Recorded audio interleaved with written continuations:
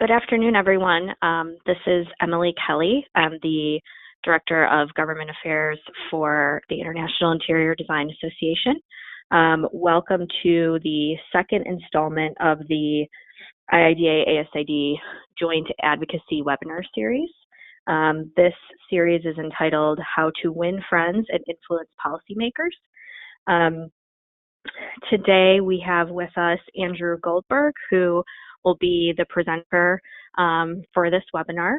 Andrew has founded a firm, Agora Communications, and will be in Washington, D.C., and he will be doing this presentation for us today. Couple of quick housekeeping points to go over. In terms of questions, we will take questions at the end. We'll try to answer as many as we can. To ask a question, you'll see on your right-hand side of your screen the question tab, and you can click on that, and you'll be able to expand it and ask a question. And we'll take as many of those as we can at the end. This will be recorded, as was our first joint webinar.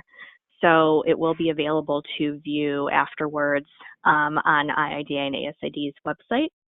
And then last but not least, CEU information. This presentation is 1 CEU credit, and but it is only available as a CEU if you're watching the live version here. So we have a list of everyone who's registered to attend. After the presentation, ASID is going to take all the registered attendees and do the reporting for you to IDCEC. So you should see that come up on your account within a couple weeks. If you don't, please reach out and let us know. So without further ado, I'm going to pass it over to Andrew, and he'll tell you a little bit about himself, and then we'll get the presentation started. So thanks again, everyone, for being here. Great. Well, thanks so much, Emily, and thanks everybody for being on the webinar today.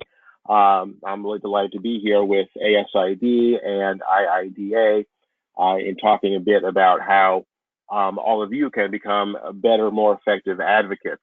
A little bit about myself. As Emily said, I am co-founder of a consulting firm here in Washington, D.C. called Agora. That's mission really is to help people and organizations and groups become better and more effective advocates. I've worked on Capitol Hill for a number of years. For about 15 years, I worked for an organization that many of you know well, the American Institute of Architects, or AIA, running government relations for them. And the things that we're going to talk about today really are about what we did at AIA and what I saw from citizen advocates like all of you when I worked on Capitol Hill, and the effective ways that people can build relationships with their elected officials and get things done and advance really strong policy. So in our first webinar back in February, we talked at a high level about advocacy, what it is and why it's important to be an advocate for your profession, and the various roles of lobbyists and grassroots advocates. Today, we're going to get into a little more detail and hone in on the importance of building relationships with policymakers and the tools that you can use to actually build those relationships. To begin with, we'll start with 3 kind of basic questions about relationships with government officials. First, why is it important to build these relationships? Second, what do we mean? How do we define that kind of relationship? And 3, why do we need advocates to do that? Isn't building relationships what lobbyists are for? So the first question, why is it important to build relationships with our elected representatives? Isn't it enough to have a good idea? You have a good idea for a bill.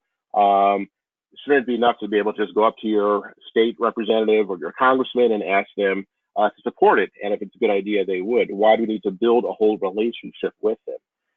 Well, getting good policy enacted, it does require having good ideas, of course. But the thing is, there are a lot of good ideas out there, and legislators have a very finite bandwidth to hear them all. At the state level, there are about 200,000 bills that are introduced every year in state legislatures across the country. And so it's for each state legislator, they're having to deal with or think about hundreds and hundreds of bills, usually in a legislative session that goes for maybe 6 months or so.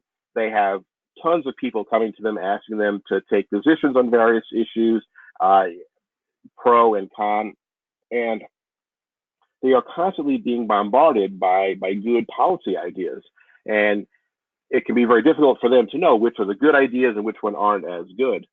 There's another reason also, which is that, as I said, there are thousands of bills introduced every year, but only a small number of them actually move forward and get passed by a committee and get passed by the legislature and become law. And you need to have legislators who are champions for you, who really understand the issues and are committed to passing it to make sure those bills move through. So having a good idea is not enough. You have to be able to build that trust. Not only that, but what you might think is a really good policy idea, somebody else might not think so. And your opponents are going to be making the case to the policymakers why they should oppose your position. With all this information flying around, all these issues, all these different points of view, how do policymakers decide what positions to take? And more to the point, how do they assess the reliability, the credibility of the information that they're getting? And the answer really is trust. When a policymaker trusts that a person or group has good ideas, makes sound arguments, uses facts to make their case, and is genuinely looking out for the public interest, they're more likely to trust them and trust the information they provide. So how do you build that trust? Well, it takes time. There are no shortcuts to it. But we're going to talk today about how you do that, how you build that level of trust. Now, the second question I asked was, what do we mean by a relationship? When we say having a good relationship with an elected official, does it mean that you contribute a lot to their campaign financially? Is it somebody that you've known since you were in kindergarten and a good friend with? Well, not necessarily. A relationship in the advocacy world really is a collaboration between a policymaker and an advocate, where both of you have aligned goals and work to achieve them in an environment of mutual trust. It is, in many respects, no different than a business relationship between an interior designer and a client, or with a product supplier. There is a transaction element to it to some extent, but it's deeper than that. When you build a relationship with a potential client as an interior designer, it's true the ultimate goal, of course, is to provide them a service in exchange for money. But that relationship only works if you trust each other, and if you're clear about each other's goals and what you're looking for.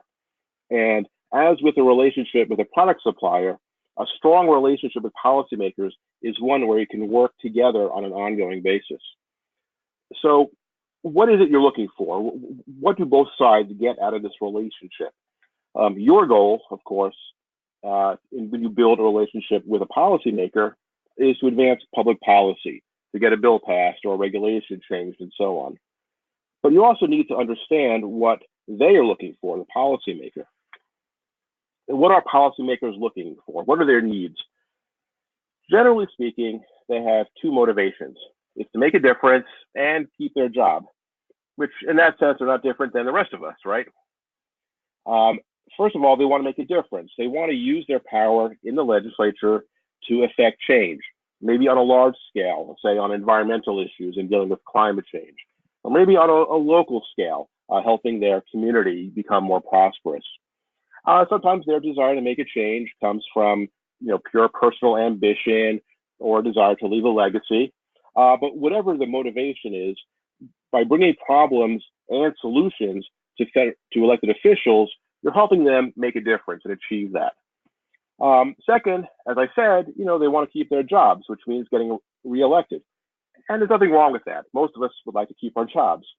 And to win an election, elected officials need a few things. Well, they need accomplishments that they can tout to the voters. They need people and organizations to help them in their campaign by providing endorsements or volunteering. And yes, they need money to actually pay for the campaign. And we'll talk a little bit about how you can help policymakers in a campaign context a little bit later on in this webinar. But a good relationship with a policymaker is one where each of you understands each other's objectives and helps each other achieve them in line with your principles. Now, let's say you don't already have a relationship with a lawmaker. You haven't known them since you were in kindergarten. Is it too late? Well, not at all. Elected representatives understand that part of their job is to engage with the community, engage with their constituents. They understand that your interest is to advance good policy. That's why they are there, to represent your interests in the state capitol or in Washington, D.C. And you don't have to have known them forever.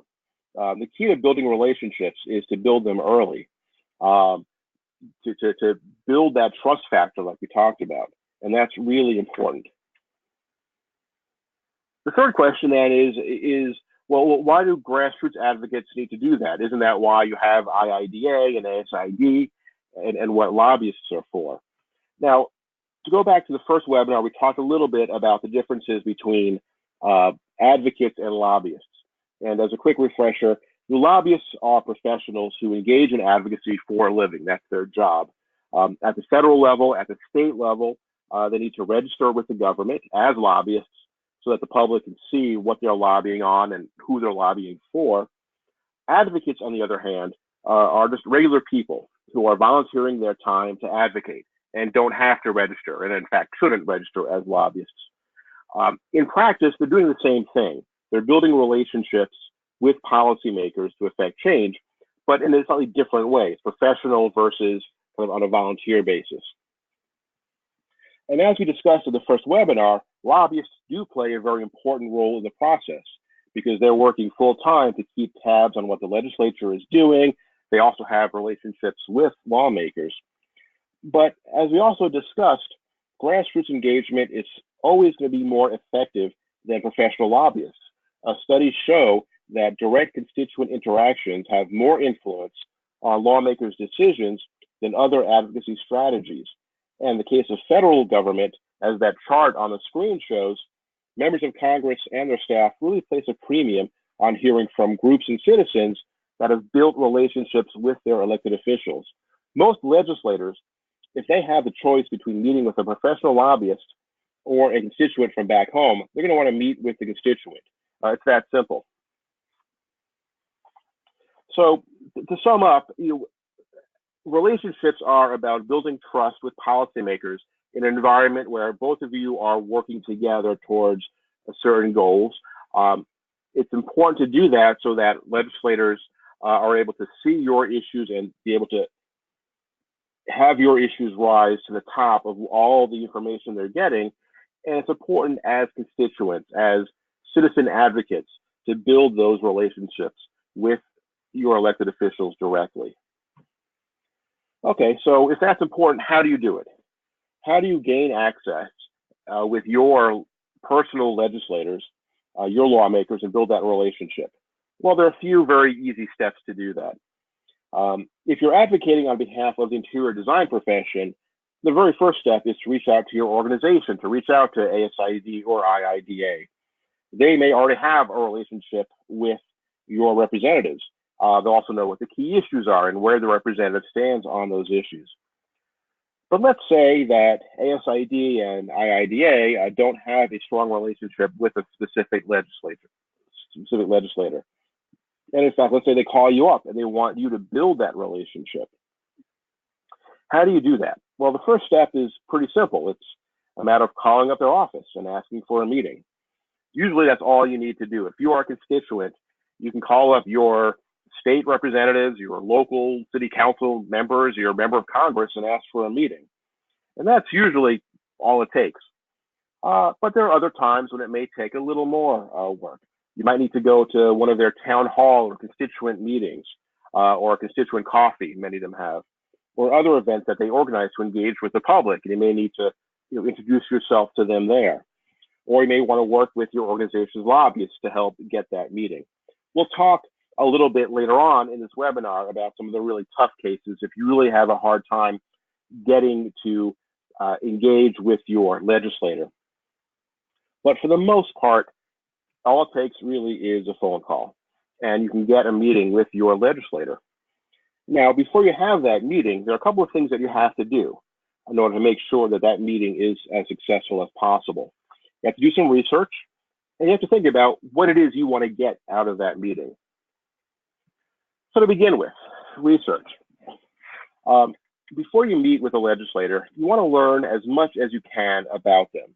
What are their biggest policy priorities? What are they really passionate about? Is it the environment, or is it taxes or small business? What issues do they maybe don't care about as much? Knowing what they're not interested in is very helpful. What are the big projects that they've worked on that they want to be their legacy, their big pieces of legislation? Have they made statements or comments or taken positions on issues that relate to interior design in the past? They already have a position. Have they engaged with interior designers in the past? What's their occupation? Most state legislators and local officials often have day jobs. Knowing what they actually do can be very helpful. For example, if they work in the building industry or the design industry, well, that's good to know because they may already have some understanding and engagement with interior designers. Do they have any future ambitions? Are they looking to run for a higher seat someday, or for governor or Congress or things like that? Knowing more about them really helps you understand who they are and what makes them tick. And also, where's their hometown? Where are they from? That may help also because you may have connections with that community. Now, where you find all that information about them, it's pretty easy. The internet makes things very, very simple to find information.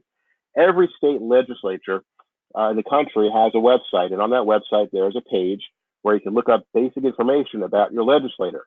On the screen there is actually my own state assemblyman, and information about him, what committees he's on. You can find other information about bills he's working on, and so on. And you can Google them and find out more about kind of what they do. So just getting to know them before you meet with them helps you understand better about what they're interested in and how you can really engage with them to make the meeting successful. The second thing you want to think about before meeting with the legislator is the overall message. What it is you're going to bring to them, how are you going to present yourself, what are you going to talk about? Now, in a future webinar, we're going to go in a lot more detail about how to conduct a successful lawmaker constituent meeting. But today I want to talk a little bit about what you want to think about, what you want to prepare, what your goal is in getting out of that meeting. And to launch a new relationship with a lawmaker, you really have three goals: educating, listening, and sustaining. So educating. The goal of meeting with a legislator is to make sure they're aware of your profession and why you're advocating. First of all, your profession.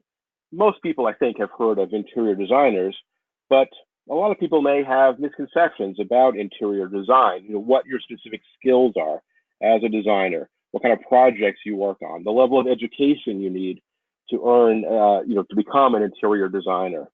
They may not know these things, or they may have heard information from others that isn't quite accurate. So you want to leave that first engagement with a legislator them having a better picture of who interior designers are, why they are important, and why they matter. Then you want to make sure that they understand why it is you're advocating, why interior designers care about policy. What are the major issues that impact the profession? What are the major policy debates that you care about?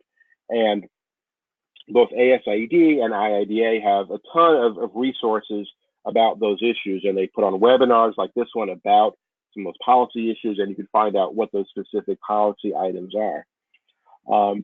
But this is also a time when some of the research you've done kicks in. For example, if the legislator you're meeting with is very pro-business, you may want to highlight the business aspects of interior design, about how you are small business people who really contribute to the community and create jobs. If the legislator, based upon their record and statements, is very passionate about environmental issues, then maybe you want to talk more about sustainability and the role of interior designers in creating a more sustainable environment. The goal is to make sure they have a good sense of who you are and what you care about, And the more you could match what you're talking about with what they really care about, the more effective it's going to be, because you're going to find that common interest.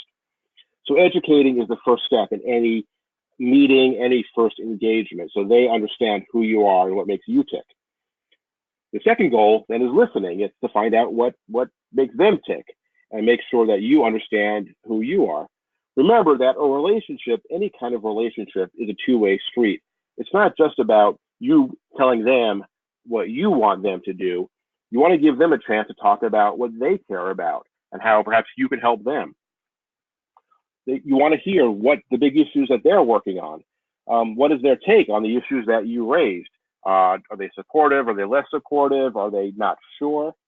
If there's a policy idea that they're working on that relates somehow to interior design, you want to show them that you're listening to them and that you're a good sounding board. And if they share that they're really passionate about something, say maybe helping underserved communities or working with children, for example, talk about ways in which you can help them and do that. Showing them that you really care about their agenda shows it helps to really build that level of trust. Listening also helps you kind of identify areas where maybe they don't see eye to eye with you, which helps you kind of go back and then think about and strategize about new ways of getting them onto your side. So again, you educate, and then you listen to what they have to say, what makes them passionate, what they care about. The third and final goal of that initial engagement is sustaining. It's leaving that meeting with a plan for continuing the dialogue. Building a relationship takes more than one single meeting.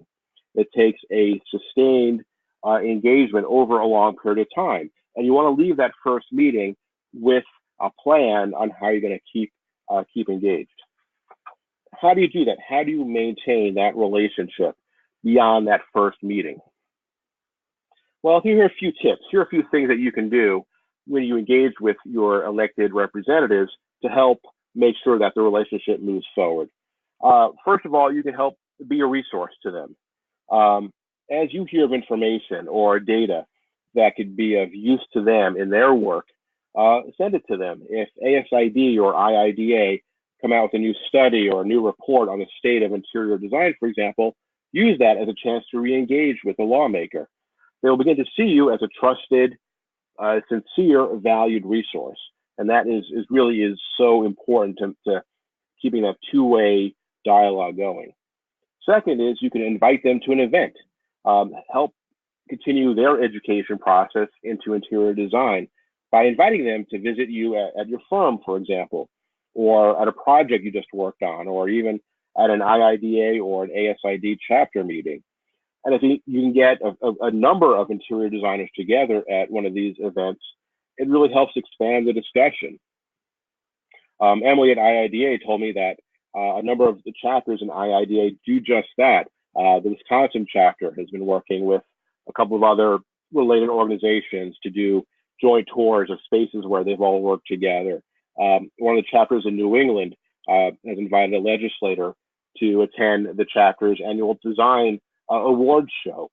These kinds of steps kind of help to build that relationship, build trust, and make sure that interior design remains high on the legislator's mind. Third is go to their events, take part in their events, like town halls. Even just showing up and a quick hello to the legislator can help remind them of who you are, and also shows that, yeah, you're paying attention and that you're engaged in the process. One really good example of this is that the Columbus, Ohio IIDA chapter had arranged for a number of their members attend an International Women's Day event that was hosted by all the local and state elected officials in the Columbus, Ohio area. So here's an opportunity again where interior designers can then engage again with all of these elected officials. That helps keep that relationship going. Fourth, take part in something important to them. If there's some way you can make a connection, if they're involved in a charity, let's say they're involved with Habitat for Humanity, for example, find ways to get involved with that and work with them to help do that, using your skills as an interior designer to help to contribute to their passions and what they're working on in the community can also solidify that relationship. You can also, last but not least, offer briefings. You can offer to bring you and some of your colleagues to the state capitol to do a briefing which your own legislator could sponsor and invite their colleagues to attend. This makes them look good because they're bringing resources to their colleagues, and it gives you the chance then to actually help educate even more legislators. If your legislator is a member of a caucus, like a women's caucus or a Hispanic caucus, you can offer to do an event where you help to brief a larger group of lawmakers on interior design. In fact, a group of interior designers in Oklahoma just, I guess, a few months ago did an event in Tulsa for members of the Oklahoma Women's Caucus. It's a great way to really build those relationships. Now, a question always comes up is, well, how often do we need to really engage with our legislators? Do we need to do this like once a month? No. Remember that legislators are really busy, and there are a lot of folks trying to get their attention and invite them to events, and you don't want to harass them.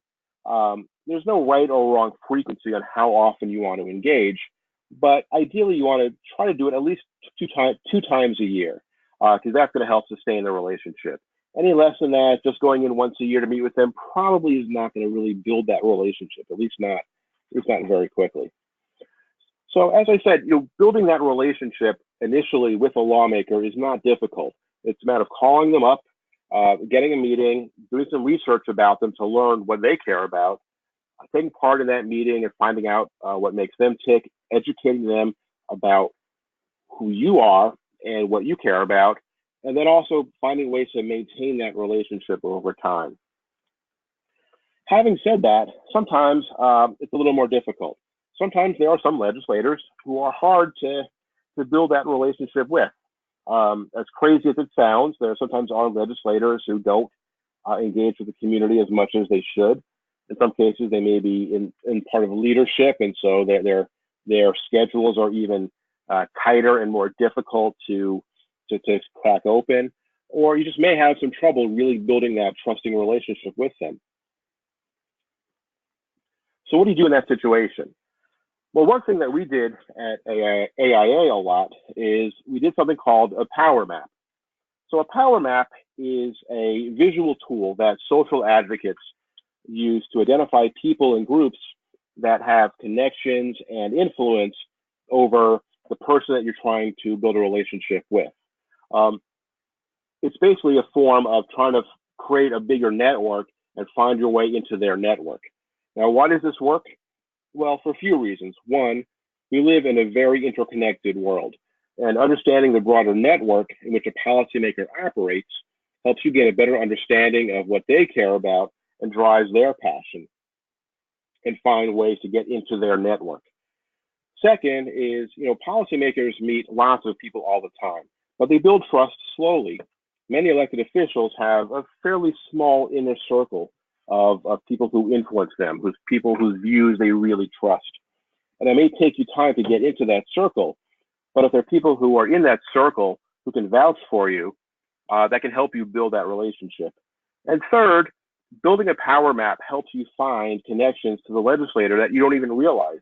They may belong to a club or an organization that your business partner belongs to, or have some other connection. Maybe they went to school with someone that you used to work with. And so building a power map helps you to find those kinds of connections. So what is a power map? Basically, it is really just a chart that shows a network of relationships between a policymaker that you're trying to engage with and all of the groups, clubs, businesses, schools, everything else that they engage with. Think of it as kind of like LinkedIn a little bit. You draw the target in the center. In this case, it's the fictional Delegate Smith. And then you go outwards, identifying people and organizations that they have a connection with, various associations they belong to in the community, where they went to school, places they've worked in their professional life, other political connections that they have from their work in the legislature, the groups they work with or have been endorsed by, or groups that or interests that they've shown based on what they've introduced. By building out this map, you're beginning to get a fuller picture of their life, their interests, and what they do. Now, how do you find this information? Again, as I said earlier, it's about research. And in fact, you can find out a heck of a lot by going to their website on the state legislature's page or the congressional page. Here is, I picked a very at random, a state assemblyman from New York City, just to give an example of how this works. So here is Assemblyman Brian Barnwell from New York. Just looking at this short bio, you can already pick out a number of different potential connections that you can make to him. You see he's a resident of the community of Woodside in Queens. Maybe you know people there. He went to Arizona State University and got his law degree in Albany. He did work on civil rights and disabilities issues before. He also had worked for a time for another councilman before he became a state legislator. He volunteers with this group, City Harvest, that helps feed the needy. He also does a lot of work, it seems, with seniors and veterans. So maybe there are organizations that you know, or people you know who work with seniors and veterans who may know him. And what you do when you build that power map is you take all this information about them, all the various things they do, the clubs they belong to, the places they've worked, the other politicians that they've worked with, and you start to try to find some connections.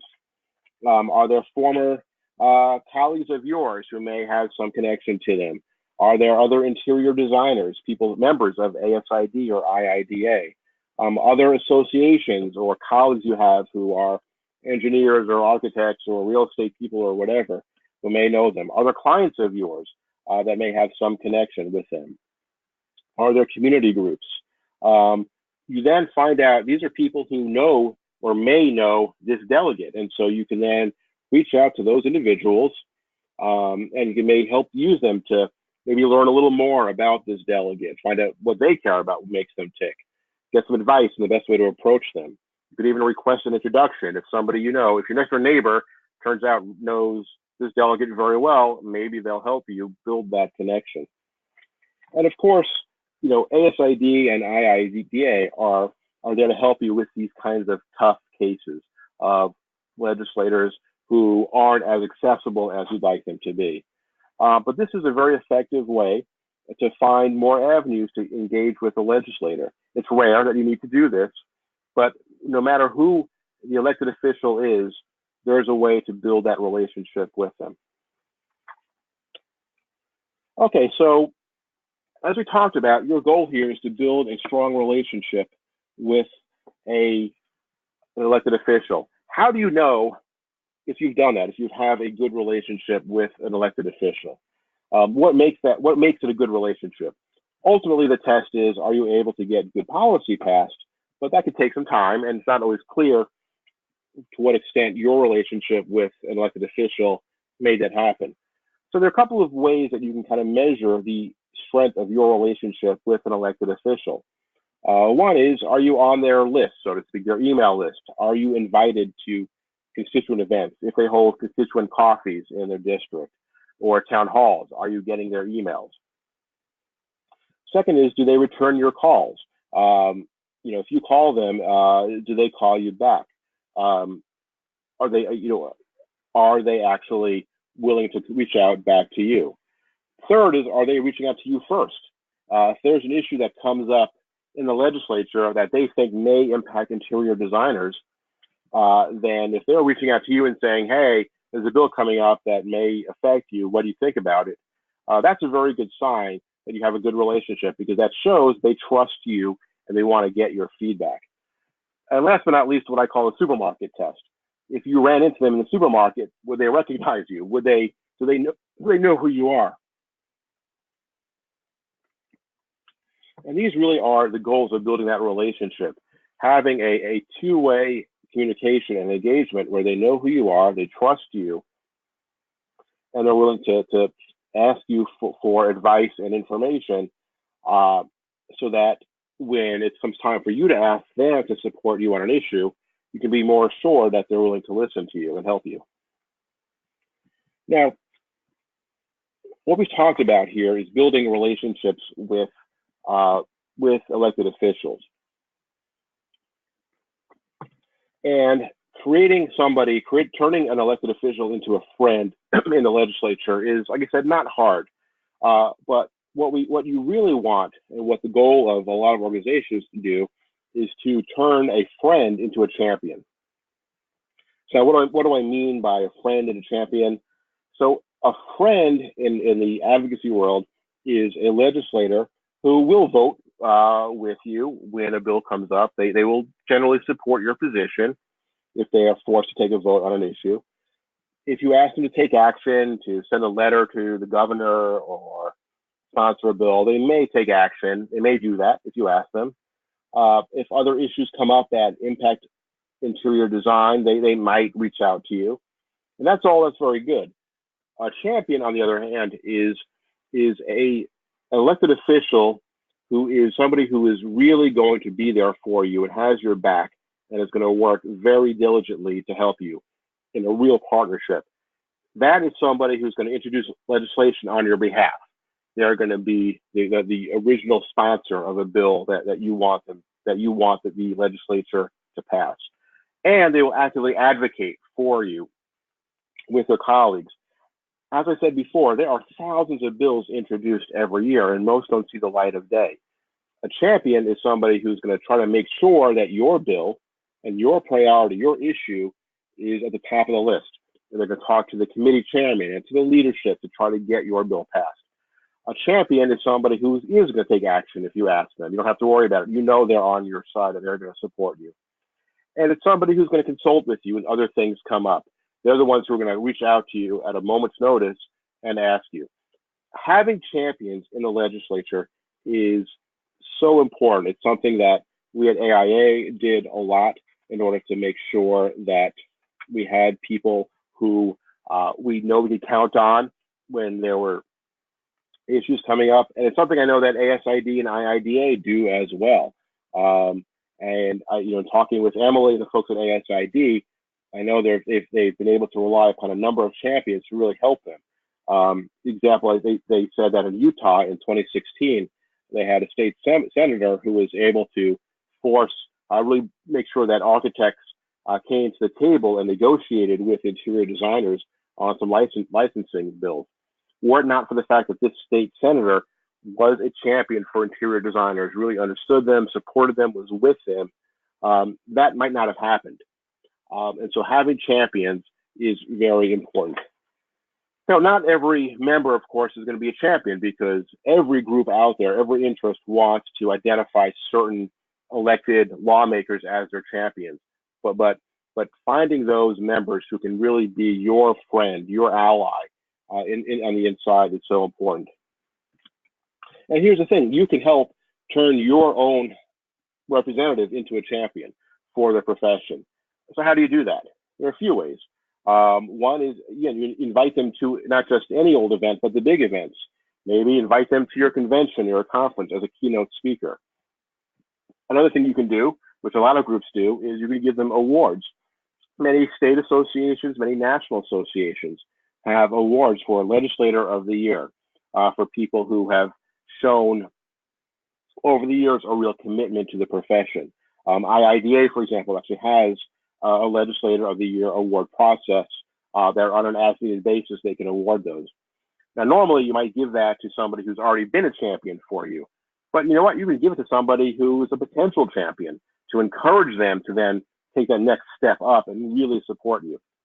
A way to get somebody to become a champion is ask them to be a sponsor of a bill. If ASID and IIDA are pushing legislation in the state, a licensure bill or whatever, asking your member to be an original sponsor of that bill is a great way to make them a champion, to make them invested in the success of that legislation and your policy.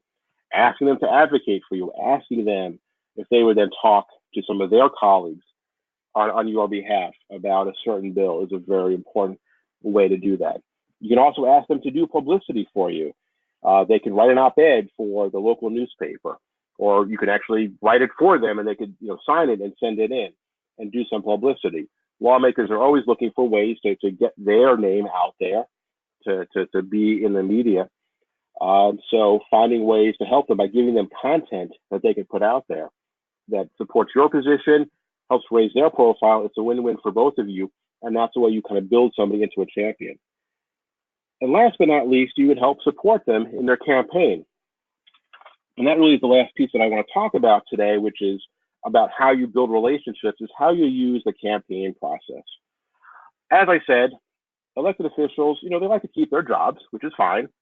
And that means winning elections. Most state legislators are up for re-election every 2 years or so. And if you have an elected representative who's somebody who is good, who champions your issues, or at least listens, you may want to consider being involved in their campaign to help them get reelected. Now, I want to offer a very, very, very clear disclaimer. When and if you get involved in campaign activities, you should never, ever condition that involvement on either passage or blocking specific legislation. And this is especially true in the case of campaign contributions money.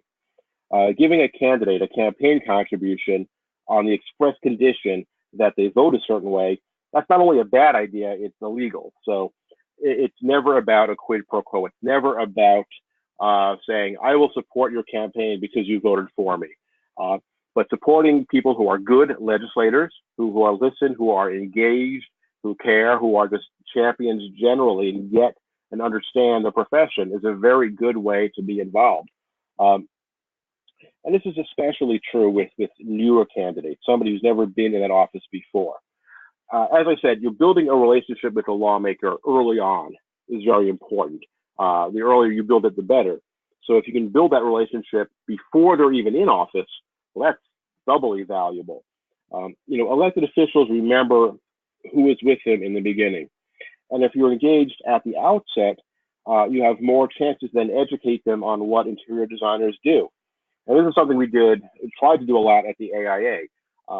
When you had state representatives who were running for Congress, if it was somebody that the AIA state chapter had a really good relationship with at the federal level, we would then, really encourage and help their campaigns. When they got to Congress, they already knew about architects, they knew about the AIA, and they'd become champions. Some of our biggest champions at the federal level were people who had been state senators and state reps before that and worked with our local chapters. The earlier you get involved with a candidate, the more powerful, the more strong that relationship is. So how do you get involved? Well, the first way is money, of course. It's no secret that money plays a big role in politics. And the reality is, yes, candidates do need money to pay for campaign staff, to pay for mailers or ads, or to open a campaign office and so on.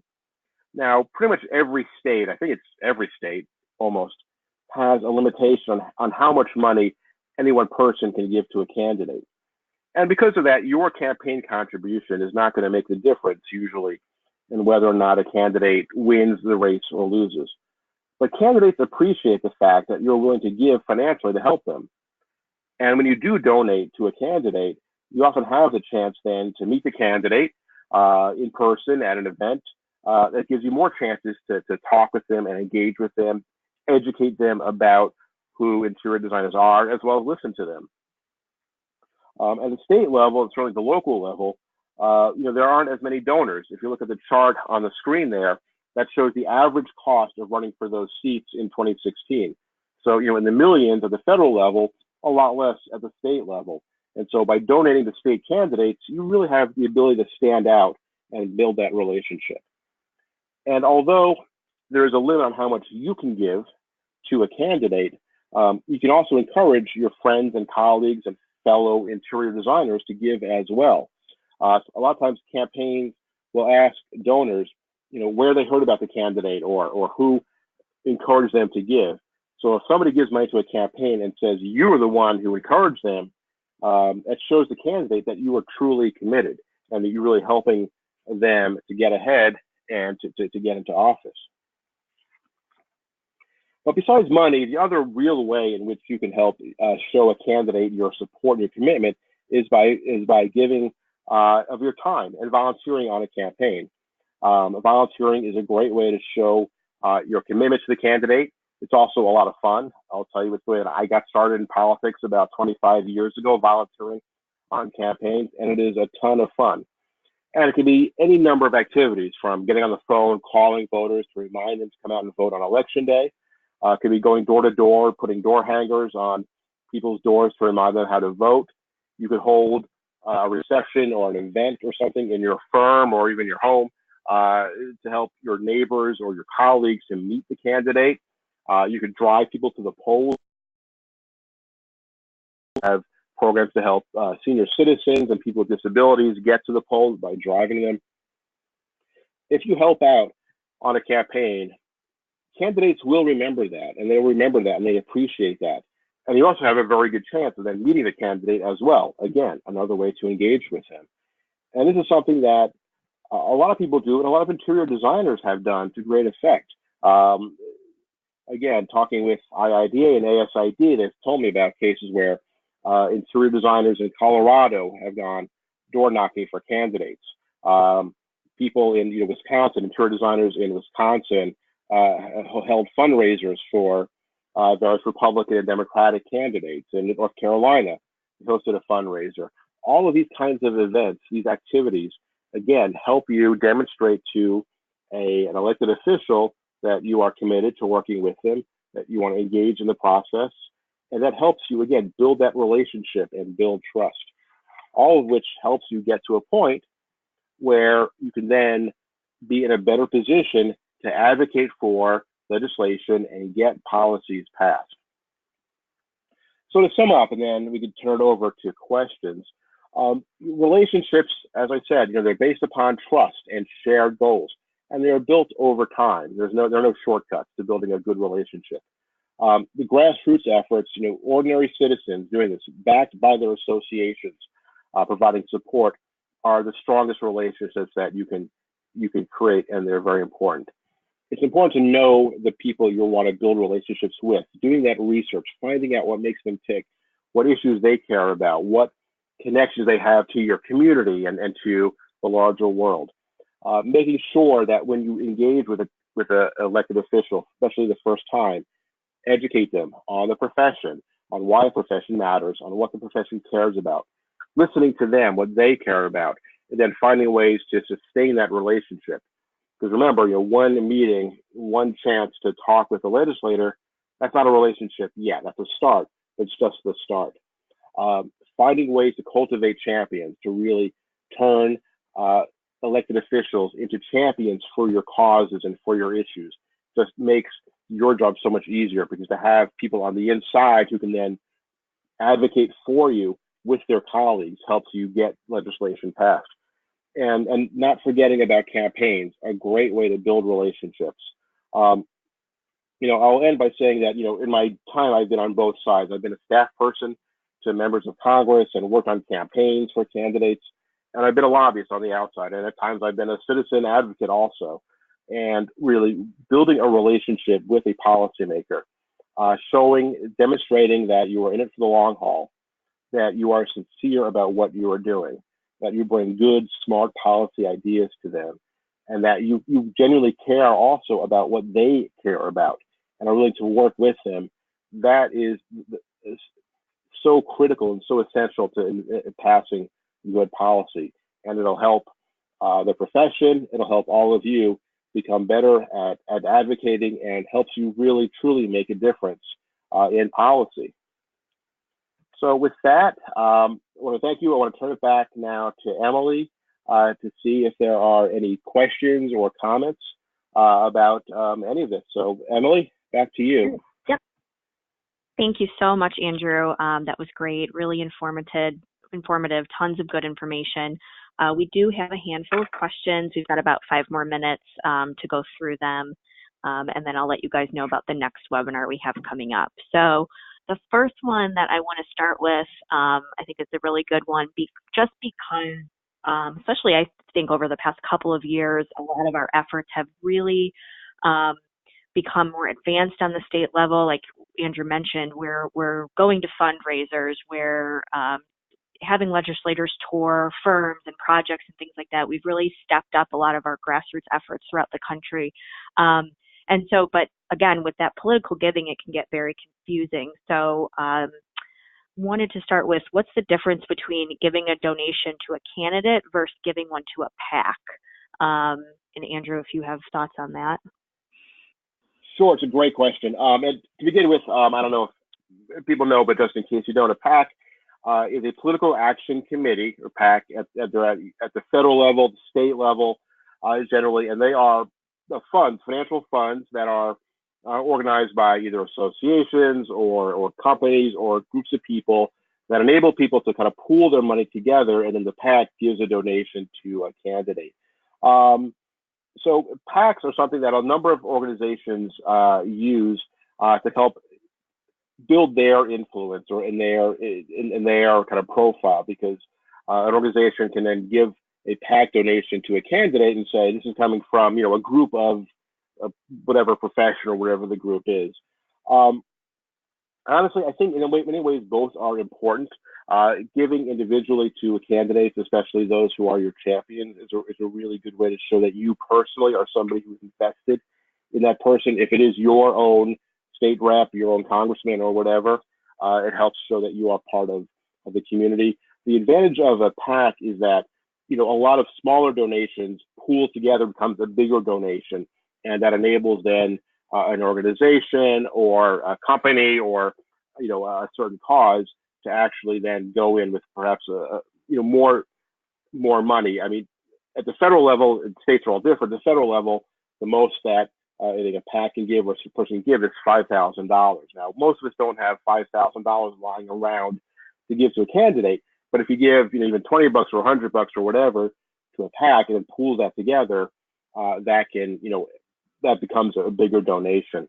So I think PACs are a great way to pool resources together and look at a national level, but I would not discount the importance of giving even small donations to those candidates and elected officials, incumbents in your area who are people who are real champions for you. Great, thanks. Here's another question, and I'll take this one.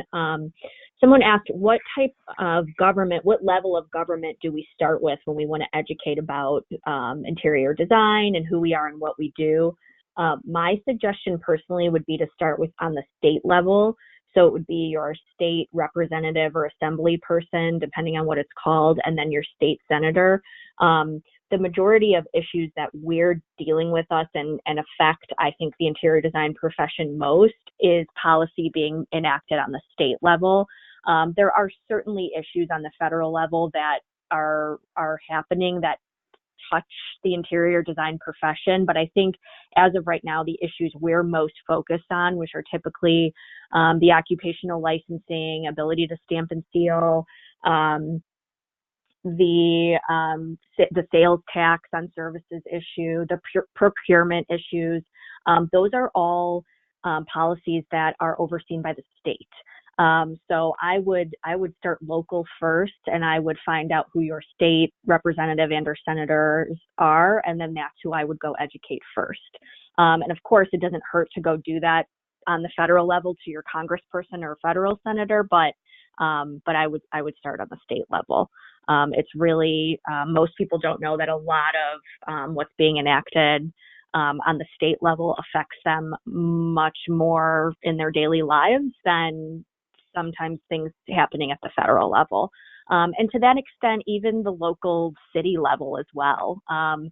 Going and meeting your city council person or your alderman, if there are one of those in your town, just to talk about what you do. Because again, as you guys know, you're interacting a lot of times with that local building official when you have your plans and things like that. So that's even another option. I would start very local, and then I would expand from there.